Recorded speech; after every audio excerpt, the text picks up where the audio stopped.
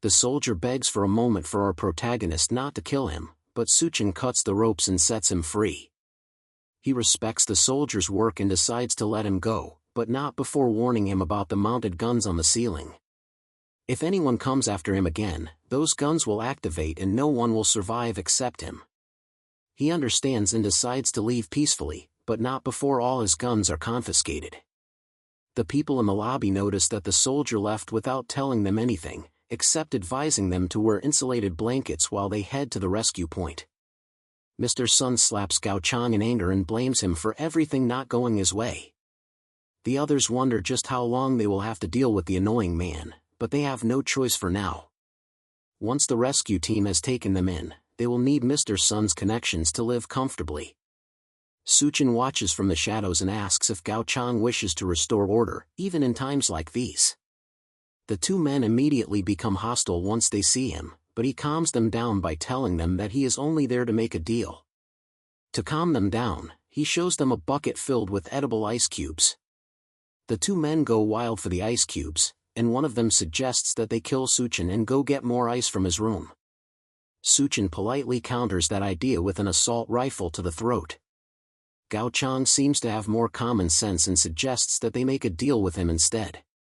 Thanks to that, Suchin agrees to give them both some cubes of ice. While they negotiate, the other man wonders just what is in our protagonist's room when just a cube of ice feels this good. Gao Chang decides that, for now, they'll agree to his demands, then they'll look for a way to kill him later.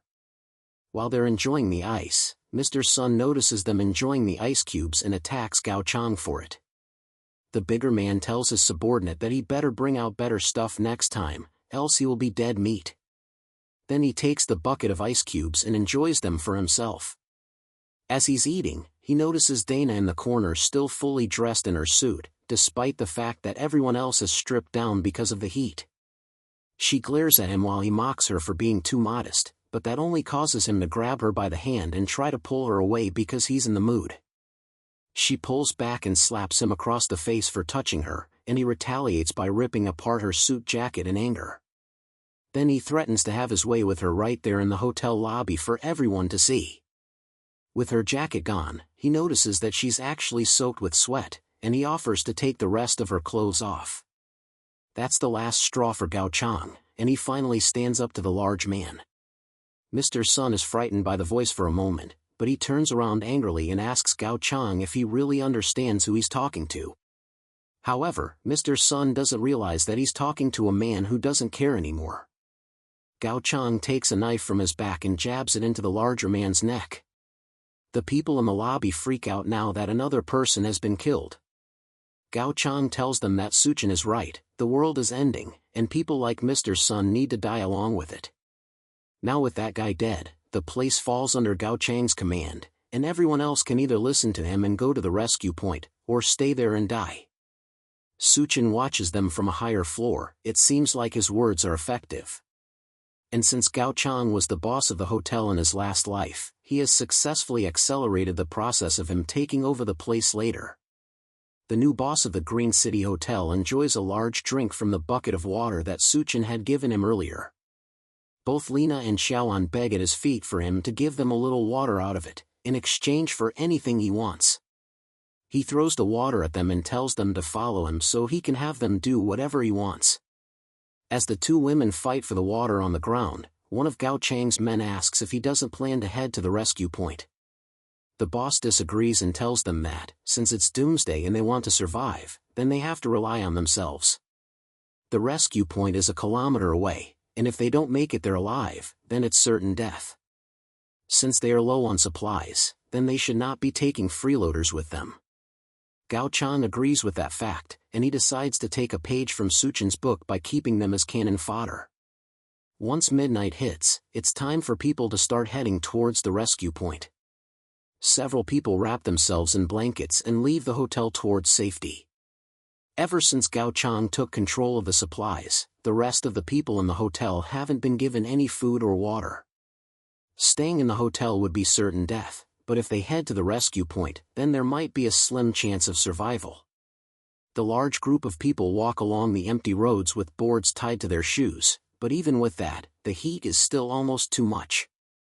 one of the survivors trips on the boards and falls down on the incredibly hot asphalt. She immediately melts on the ground, while the other survivors continue on without her. At a time like this, no one knows if they will be able to survive, so there's no time to worry about others, even if they are family or loved ones. Xiao Qian and Lena wrap themselves in and get ready to leave the area as well. In the hotel, they only have enough snacks for about 2 days, so they're especially excited to reach the rescue point and eat as much as they can. But before they can leave, one of the men rips the towel away from Xiaoan. He tells her that Gao Chang gave them food, so they shouldn't be so quick to leave. He tells them to have some fun with him instead of leaving, as he rips Xiaoan's clothes.